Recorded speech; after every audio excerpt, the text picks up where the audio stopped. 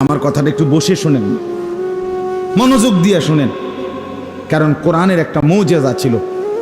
কোরআনুল কারীম যত সময়, আজও বলি, আমি প্রতিদিন বলি, আল্লাহর এই কোরআন কলিজা দিয়া, আন্তরিকতা নিয়ে, একটু বুঝার মানসিকতা নিয়ে, একটু দিলটাকে খোলাসা করে মানার মানসিকতা নিয়ে যে শুনছে, খোদার কসম কোরআন তার কলিজা ছিদ্র করে ফেলছে, তার জিন্দেগি বদলায় গেছে। গাফেলের কাছে যায় না। আমরা আরবিতে পড়ছি মাদ্রাসায় পড়াকালীন যে এলেম এত বড় নিয়ামত, জু গায়রাতিন, খুব বেশি আত্মসম্মানওয়ালা।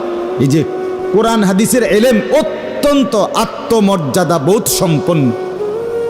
যে সেটা গ্রহণ করবে এলেমটা, তার মধ্যে যদি এক বিন্দু অমনোযোগিতা, অবহেলা, তুচ্ছ তাচ্ছিল্য দেখে, তো এলেম সাথে সাথে তার থেকে বিদায় যা বেড়া।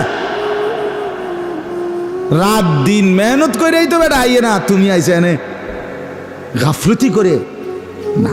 এই জন্য কোরআন সুন্নাহর ইলম আদব দিয়ে মোড়ানো, মেহনত দিয়ে মোড়ানো মানে বাধাই করা। কোরআন সুন্নাহর ইলম হইতে হইলে শতভাগ আদব লাগে, শতভাগ তহারাত পবিত্রতা লাগে, শতভাগ ইখলাস আন্তরিকতা লাগে, গুনাহমুক্ত জীবন লাগে। এজন্য এটার হাট্টিমাটিম এক না, এটার আগডুম বাগডুম এক না বন্ধু। হাট্টিমাটিম পড়তে ওযু লাগে না, আমার কায়দা পড়তে ওযু লাগে। আগডুম বাগডুম পড়তে খাড়াইয়া মুতলো সারে, বইয়া মুতলো সারে, কিন্তু আল্লাহর কোরআন পড়তে বসে পেশাব করতে আদব লাগে, আখলাক লাগে। এজন্য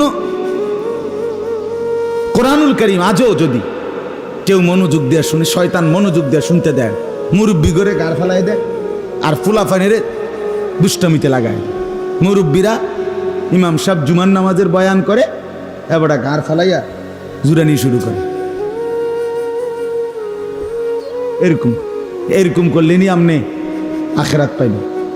কথা বলেন না, আপনার দুনিয়ার জুরানি সব আল্লাহর কথা শুনতেন বইয়ানি শুরু হলো। মসজিদে ঢুইকা 12:40, 12:50 ইমাম সাহেব বয়ান শুরু করে, 1টা বাজার 10 মিনিট আগে, এই সময় নিয়ে আপনার দুনিয়ার ঘুমায়ন শুরু হয়। আপনিও সময় অন্যান্য দিন, সপ্তাহের অন্যান্য দিন 12:30, 1টার দিকে আপনি ঘুম যাননি কই না? তো আপনি তো জোহরের আগে ভাত খাইয়া, দুপুরের পরে ভাত টাত খাইয়া না ঘুষুন, তো এখন কি আপনি 12:30 বাজে জুড়াইতে আছেন?